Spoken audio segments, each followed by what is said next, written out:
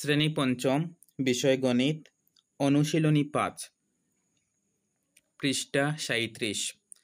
আজ আমরা গসাগু নির্ণয় করব। গসাগু এর পূর্ণরূপ হচ্ছে গরিষ্ঠ সাধারণ গুণনীয়ক। প্রথম গসাগু হচ্ছে ১২ এবং ১৮ এর। শুরু করা যাক। গসাগু দুইভাবে করা যায়, একটা হচ্ছে এভাবে আর অন্যটা হচ্ছে ভাগের সাহায্যে। আমরা এভাবে করব। আমরা প্রথমে কি দিয়ে করতে পারি? আমরা মৌলিক সংখ্যা দিয়ে করব। প্রথমে ২। এবার আমরা ২ দিয়ে দেখি। ২ এর নামতায় ১২ যাবে ৬ বার, ৬ দুগুণে ১২, আর ১৮ যাবে ৯ বার, ৯ দুগুণে ১৮, অর্থাৎ দুটি যায়। এভাবে গোসাগু করতে হলে যেটা দিয়ে আমরা করব সেটা দিয়ে সবগুলো যেতে হবে। তাহলে ২ দিয়ে ৬ দুগুণে ১২, এবার ৯ দিয়ে ৯ দুগুণে ১৮। এবার আমরা দেখতে পাচ্ছি ২ দিয়ে ৩ দুগুণে ৬, কিন্তু ৯ হবে না, তাই ২ দিয়ে হবে না। এবার চলে যাব ৩-এ। ৩ দিয়ে ৩ দুগুণে ৬, ৩ ৩-এ ৯, দুটোই মিলে যায়, তাই আমরা এখানে ৩ দেব। ৩ দুগুণে ৬, ৩ ৩-এ ৯। শেষে যদি মৌলিক সংখ্যা থাকে, অর্থাৎ দুটি মৌলিক সংখ্যা এভাবে যদি থাকে, তাহলে অঙ্ক এখানেই শেষ। এবার আমরা গসাগু বের করব। সুতরাং বা অতএব গসাগু সমান প্রথমে এই ২ গুণ এই ৩। মনে রাখবে, লসাগু হলে আমরা এভাবে এই যে এখান থেকে এখান পর্যন্ত সবগুলো আনবো, কিন্তু গসাগু হলে শুধু এদিক আনবো, অর্থাৎ এই ২ আর ৩। ৩ দুগুণে ৬, অর্থাৎ গসাগু কত হলো? ৬ হলো। আর ভাগের সাহায্যে গসাগু কিভাবে করা হয় আমরা একটু দেখে নেই। যেটা সহজ হবে তোমরা সেটাই করবে। প্রথমে এই ১২, তারপরে এই ১৮। ১২ ১৮ এর মধ্যে যাবে একবার, ১২ একে ১২, বিয়োগ করলে ৬। তারপর এই যে ১২ আছে, এই ১২ এখানে আনবো। এবার ৬ ১২ এর মধ্যে ২ বার, ৬ দুগুণে ১২ মিলে যায়। উত্তর কোনটা? উত্তর হচ্ছে এই যে শেষে যখন আমরা ভাগ করেছি ৬ দিয়ে, এই ৬ হচ্ছে উত্তর। আমাদের এখানে উত্তর কত? ৬। যেটা যার সহজ হবে, যেটা তোমাদের সহজ লাগবে তোমরা সেটাই করবে। আমার কাছে সহজ লাগে এটা, তাই আমি এভাবে করি।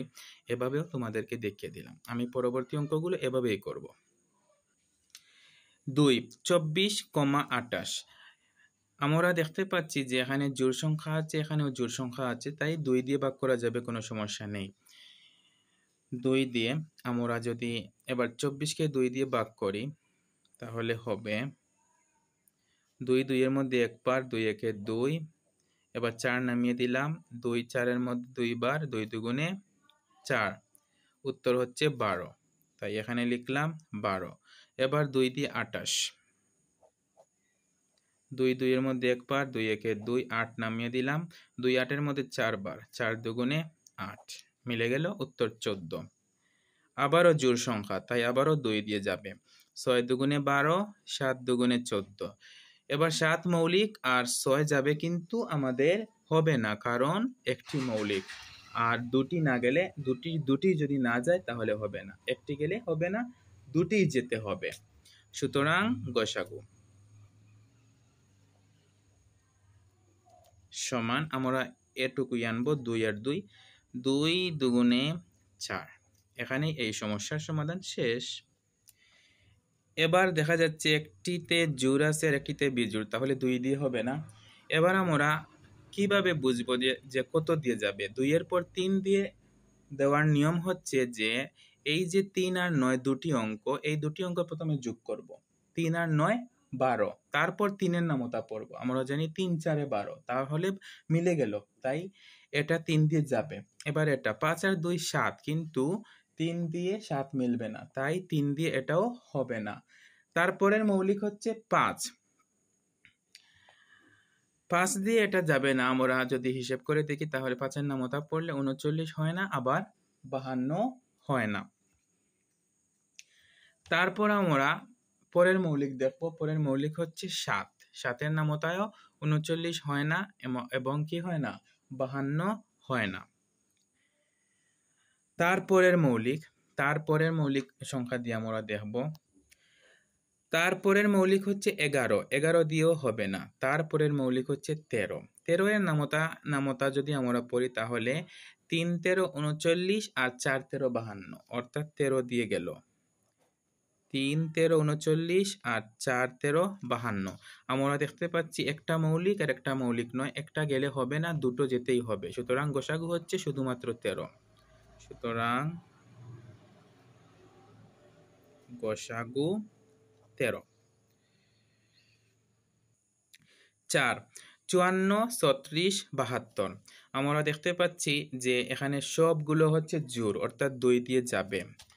তাহলে 2 দিয়ে 54, 2 দুগুণে 4 বিয়োগ করলে 1, নামিয়ে দিলাম 4। এবার 7 দুগুণে 14, অর্থাৎ উত্তর হচ্ছে 27। এবার 2 দিয়ে 36, আমরা জানি 18 দুগুণে 36। এবার 2 দিয়ে 72।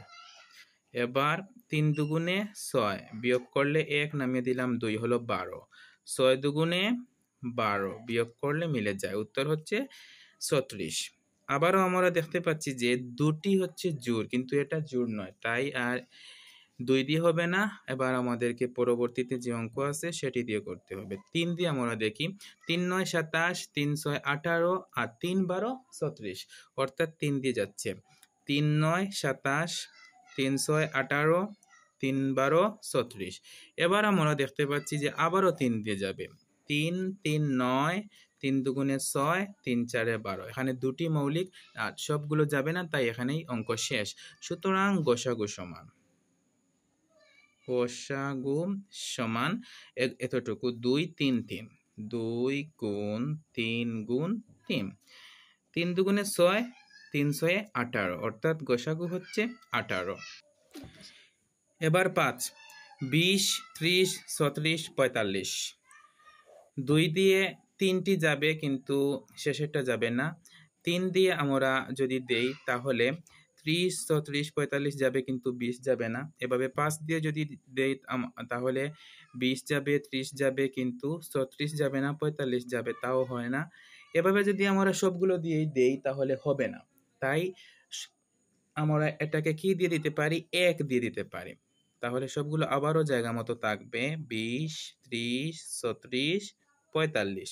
সুতরাং গোসাগু 1। কোনো কিছু দিয়ে না হলে বা কোনো সংখ্যা দিয়ে না হলে আমরা 1 দিয়ে করবার, উত্তর হবে 1, গোসাগু হবে 1।